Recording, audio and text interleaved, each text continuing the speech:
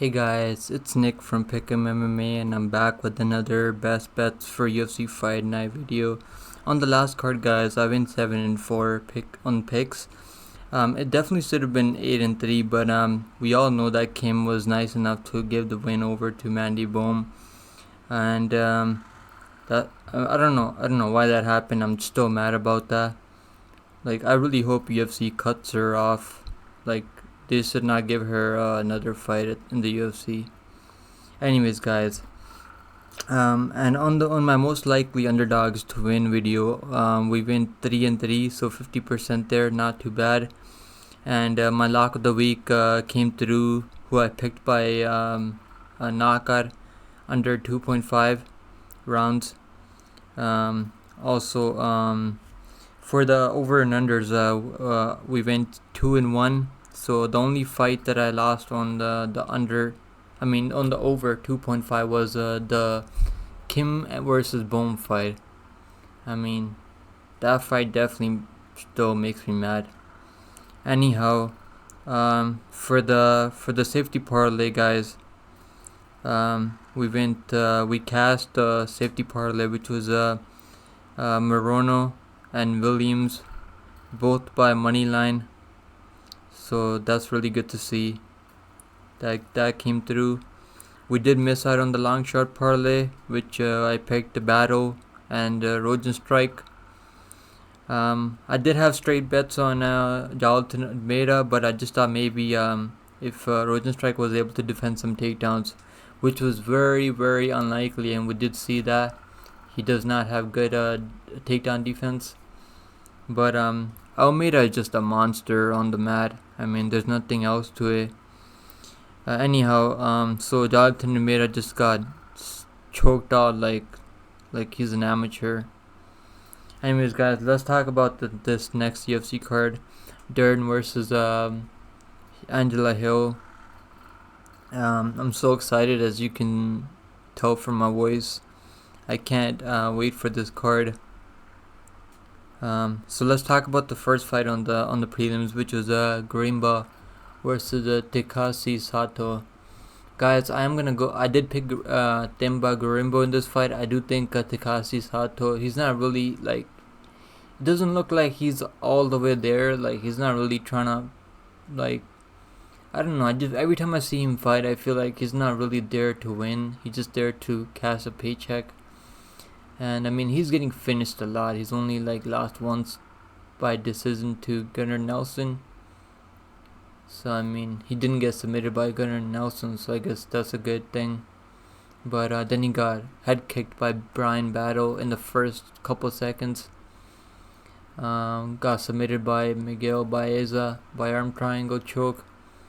Knocked out Jason Wade and got submitted by Bilal Muhammad. I mean, Bilal Muhammad doesn't submit a lot of people. I mean, that guy, he's got good wrestling, but Bilal Muhammad isn't the jiu-jitsu type of guy. But he was able to submit him too. We do have Themba Garimba. I mean, this guy has got pretty good submission game also. He's got 6 wins by submission and 1 win by knockout. So he's finished 7 of his 10 fights. And he did lose his UFC debut against AJ Fletcher. AJ Fletcher was able to lock in a guillotine choke and just choked him out. But I do think he's not gonna make the same mistakes against Tekasi Sato. Personally, I don't have any bets on this fight, but I do think Themba Garimba has a very likely chance to win this fight. That's all I will say. And I could see Garimba submitting Tekasi here, maybe club and sub, but I'm not too confident on this fight. Alright guys, let's move to the next fight for the next best bet for the fight, which is Victoria Leonardo versus Natalia Silva. Guys, all I need to say is Natalia Silva is a monster. She's gonna win by finish, very likely knockout, TKO. Victoria Leonardo has been stopped twice in a row in the UFC. She's got 3 fights in the UFC, and she got stopped by Manon Fiorot by a head kick and then punches in the second round, and then she got a doctor's stoppage by Melissa Gatto. And then she got a win over Mandy Bohm. I mean, Mandy Bohm absolutely sucks.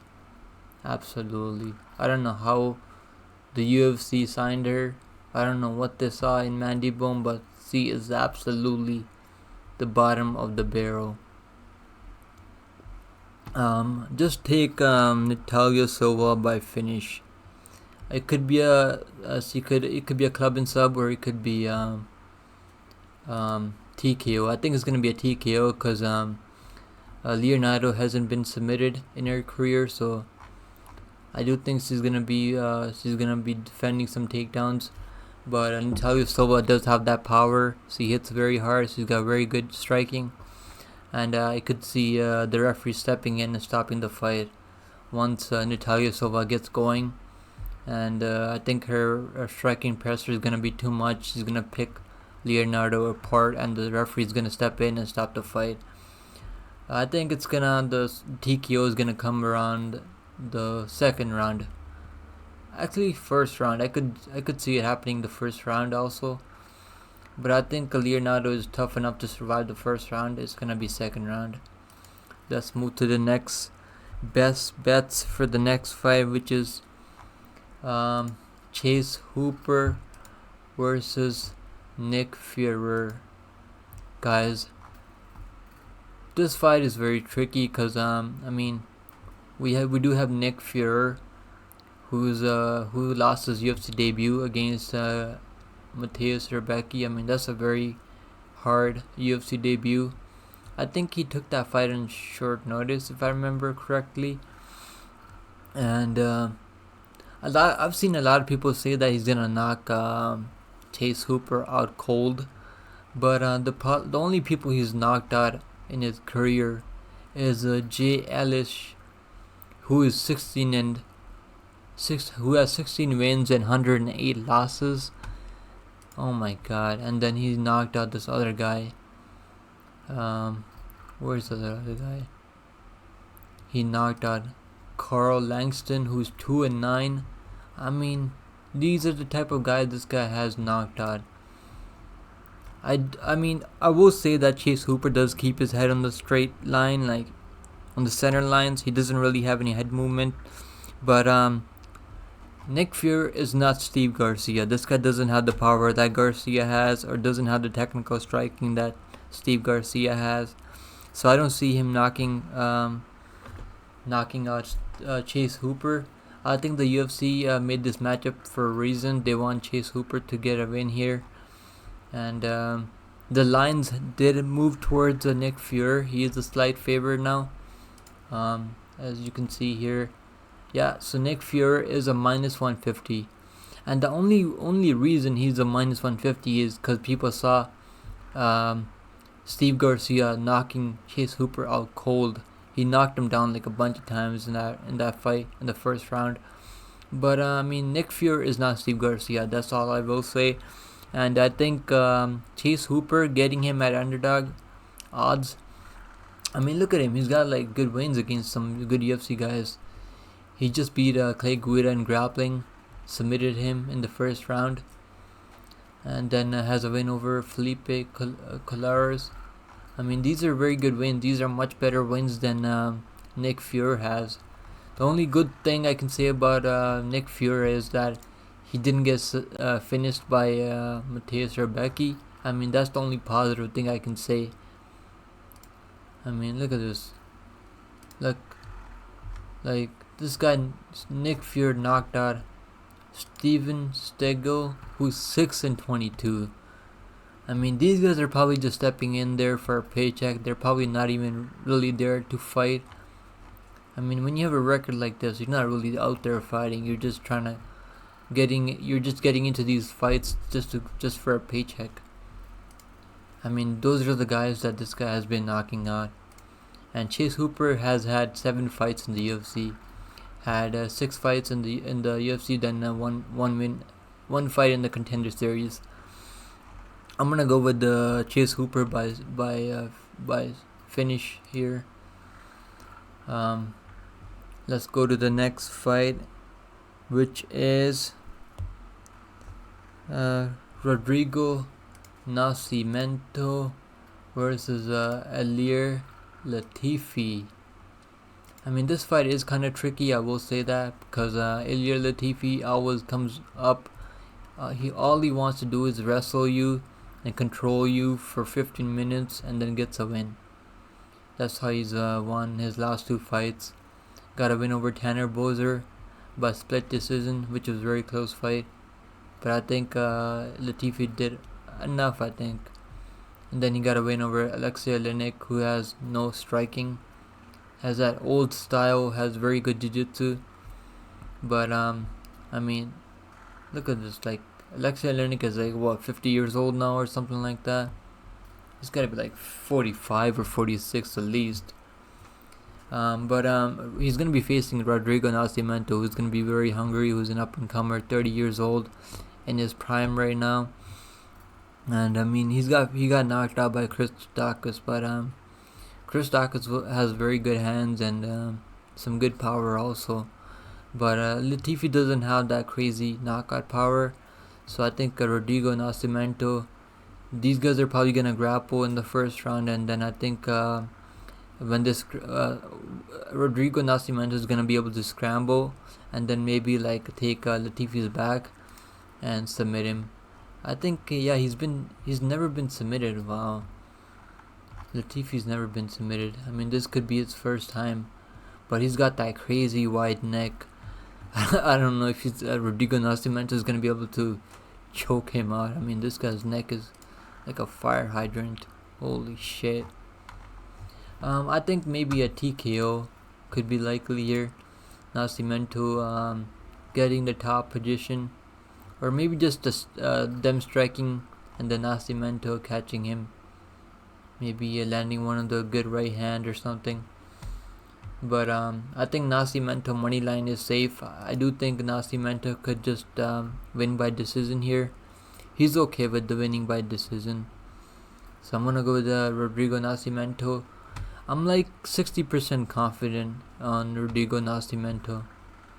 Let's move to the next best bets for the next fight, which is my underdog girl of the card, which is Vanessa Demopoulos, guys. I mean, Karolina Kowalkiewicz isn't too bad. I mean, she's getting these wins over these some pretty good fighters, but just not that impressed. Felice Herrig is 14-10. I mean, look at this. Felice Herrig is on a 4-fight losing streak. Oh my goodness. Felice's only win was in 2017. Wow. And that's the girl she's submitted. Yeah, I'm just not impressed by Karolina Kowalkiewicz. We have Vanessa Demopoulos is the younger fighter here, I think, or they're around the same age. But Vanessa is very scrappy. She's always gonna be coming forward, trying to take you down, trying to win. Like, I'm gonna take Vanessa Demopoulos by decision here. She did finish. Wow, she finished her by armbar. Just take money line. Vanessa Demopoulos money line. She is the underdog right now. Vanessa Demopoulos is my underdog shorty of the week.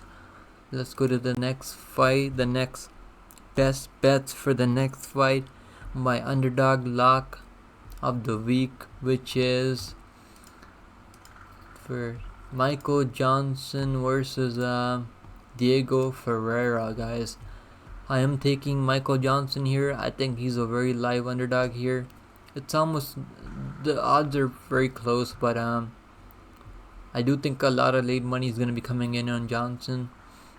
I mean, Johnson is the better striker here, and he's making a comeback now. I mean, look at this. He got a win over Alan Patrick by knockout, and then had a very close fight against Jamie Mullarkey.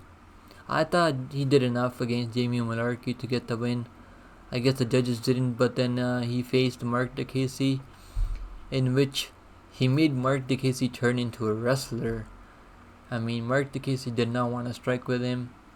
Mark DeCasey is not even a bad striker. I mean, the dude, he's got very good striking, but Michael Johnson, I mean, Mark DeCasey's got pretty good striking, but that dude was just trying to take him down over and over. But Diego Ferreira, I mean, his last 3 losses aren't against bad fighters. He lost to Benio Darius by split decision, but then got knocked out by Gregor Gillespie, and then got knocked out by Mateus Gamera. So he's on a 2-fight knockout losing streak, which is not good for him going up against a very good accurate striker like Michael Johnson here, which is why I think Michael Johnson is gonna be landing a lot on. I mean, Michael Johnson's head striking accuracy is around like 50 something percent, which is insane. Like, this guy's very accurate with his strikes, and also he doesn't like empty the tank anymore. The way he's been fighting in these last couple 3 or 4 fights, he's been like, he hasn't been like emptying the tank trying to get a knockout in the first round. He's just trying to like let it happen. That's what I love to see. I'm gonna take Michael Johnson money line here, guys. I'm just not impressed by Diego Ferreira. I know he's only lost to the good, really top level guys, but that chin is not gonna be there anymore. I don't think he's gonna be able to take the punches. And Ferreira is the older fighter here, guys. Michael Johnson is the younger, believe it or not, by like a year, yeah, by like 15 months. So take Michael Johnson here. He's my underdog lock of the week.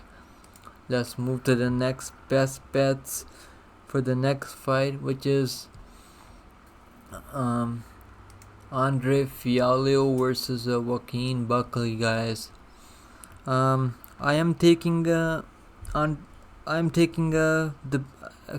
let me just start over, guys. The best bet in this fight, I think, is fight does not go the distance, because both of these guys are always looking for the finish. These guys don't like going to scorecards. I mean, look at Andre Fialho. He's only been to decision like twice and won. In the UFC, he's only lost like 1 fight by decision. Yeah. And then he's been knocked out twice. He's got 2 wins by knockout. And look at Buckley. I mean, Buckley doesn't like going to decision also. But I mean, look at this. He's got like 73% wins by knockout, which is insane. He's got like 1 win by decision and 1 loss by decision. I mean, this fight definitely does not hit the scorecards. I'm very confident, like 85% confident this fight doesn't go to scorecards. And Fialho, the problem I have with Andre Fialho is this dude, like the way he'll like empty the tank in the first round. Like that's the way he fights. Like he'll like try to get you back to the cage and then try to land. And if you put the volume together, like I think Joaquin Buckley will do, you can definitely like hurt him and back him to the fence, and then I just see Joaquin Buckley knocking him out in the second round. That's all I will say. And Joaquin Buckley has faced a better competition here. Like look at his last 3 or 4 fights are against like very good guys. Yeah, he lost to Nasruddin Imavov by decision. I mean, he had a very good 3rd round against Imavov. He was like picking Imavov apart in the 3rd round. Then he got a doctor's stoppage against Duraev, in which he was underdog. Then got a win over Abdul Razak Al Hassan. I mean, he's got very good power. He's 5-4 in the UFC, 75 wins by knockout. I mean, 80 wins by knockout, 4 wins by knockout, and then 1 win by decision. He went to decision with Razak Al Hassan. I mean, El Hassan also has nukes in his hands, so I'm not surprised why they went to decision. But yeah, I see Joaquin Buckley touching that chin and knocking Andre Fialho out cold. But the best bet here is under 2.5. I just don't see this fight going over 2.5 rounds, guys. Let's go to the next fight, which is, let's find it here. Damn it, Rick, I can't find the fight. Vyacheslav, yeah, there it is. Mahasate versus Vyacheslav Borisov. Vyacheslav, we'll go with the first name. Guys, I am taking Vyacheslav here. I think, I mean, this fight, if this fight stays on the feet all 3 rounds, I see Vyacheslav knocking him out cold, or like maybe a referee stoppage. I mean, Mahasate is very tough and durable. He's never been stopped in his career, but I do think this will be the first time. Look, he knocked out Steve Garcia in the first 2 minutes, like in the first minute and 14 seconds, which is crazy. I mean, we've seen how tough Steve Garcia is, but I think he's gonna be striking with Vyacheslav and going like punch for punch. I mean, the way Vyacheslav his technical striking is so crisp. Oh my god, this guy is like, the way he sets up his technical striking is so beautiful. His body work is amazing. The way he knocked Chris Duncan out with the left hook in the second round was just beautiful. Then he got a liver shot against Dakota Bush in the first round. I'm gonna take Vyacheslav by knockout here, guys. Mahasate did open up as a favorite. The odds have flipped. Why can't I see the? Let's see the odds here. Yeah, Vyacheslav. Yeah, he's a minus 175 at some places, minus 165, and then minus 170. Mahasate is minus 150 at some places. I mean, I think either of these guys, I wouldn't say nothing if you took either of these guys, because both these guys have very good crisp striking. But I think I'll give the power edge to Vyacheslav here. I mean, both of these guys have never been stopped. I don't think Mahasate has ever been stopped yet. Yeah, he's never been stopped. I do think the money line is the safer play. I did take a Vyacheslav money line here. I have a 1 unit play on Vyacheslav money line. I mean, Mahasate is very tough and durable. I don't know if I'm gonna go with the knockout. Yeah, Vyacheslav knockout. But don't be surprised if Mahasate survives to the bell, cause he's very tough and he's very tough and young. So he's only 23 years old. He's got a long way to go. But my official pick is, for the best bet is Vyacheslav by knockout. Let's move to the next fight, the co-main event of the evening, which is Edmund Shahbazian versus Anthony Hernandez. Guys, so what I will say is Anthony is the much better wrestler in this fight, and has pretty good striking also, but and is very tough and durable. I do see Edmund staying on the range and striking with Hernandez for the first couple minutes until Anthony gets the takedowns going. And then the problem I have once Anthony gets those takedowns is Edmund, like, he's like a fish out of water on the mat. Like, he doesn't know what to do. Like, he's just looking around at his corner, asking them for help. Like, he's got no clue what's happening on the ground. I mean, and he got ground and pounded by Derek Brunson. I mean, Derek Brunson doesn't finish ladder, guys. I mean, that was a very embarrassing. That told me a lot about how elite his ground game was. I'm gonna go with I think Anthony Hernandez second round submission, guys. That's the. But if this fight stays on the feet, I think Edmund Sabajian might do enough to win by decision. Or he could find a knockout, but I mean, Anthony Hernandez is very tough and durable, so I have a hard time seeing him finding the knockout. Kevin Holland knocked him out. I mean, knee to the body, to the ground and pound in the first minute.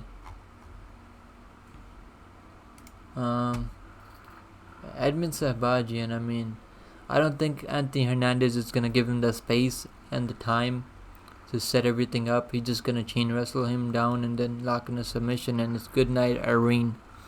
Let's move to the next fight. The last fight. I'm not too confident. The main event of the evening. The 25 minutes that we all can't wait for. Guys, hit the subscribe button if you haven't hit the subscribe button yet. I'm trying to get to 50. I'm very close to 50 subscribers. Then we will try to get to 100 subscribers and then 1,000 subscribers. I'm gonna keep pumping out this content every week. Every UFC card. I might also start making Bellator and then LFA and other promotion videos content. Guys, I'm just gonna say Mackenzie Dern by submission. Angela Hill has been submitted twice in her career. She is making a career resurgence, kind of. She got a win over Lupita Godinez, in which Lupita Godinez could not get the takedowns, and Angela Hill just outstriked her, landed the more volume, and just outstriked her for the win. And then she got a win over Emily Ducote. I don't remember this fight, to be honest, but she probably just outstriked her if I have to guess. If this was a 3-round fight, I would pick Angela Hill. I was really thinking about picking Angela Hill for this 5-round, but 25 minutes is a long time to go for not making a mistake and letting Mackenzie Dern climb your back and lock in that submission. Mackenzie Dern is the favorite for a reason, and she's got 7 wins by submission, which is crazy. I mean, 57% of her wins are by submission. She's got more submissions than decisions. As a women's fighter, I'd love to see that. I really hope Mackenzie Dern finishes this fight in the first round so he can save us those 20 minutes of our life. I really don't want to have to see Angela Hill just bore us away for 25 minutes. Please, Mackenzie Dern, save us for the love of MMA gods. Alright guys, so that's it for this best bets for UFC Fight Night, Dern versus Hill. Please subscribe, like, and comment. It really helps out with the algorithm. And I will be making a parlay video soon. I hope you guys enjoyed this. Have a good week. I hope you guys enjoyed this video. Subscribe for future videos. It always makes me want to make more content, knowing that there's people out there that like these videos. Once again, thank you so much. I hope you guys have a great week and stay safe, guys. Good luck on your bets for this card. See you next time. Bye bye.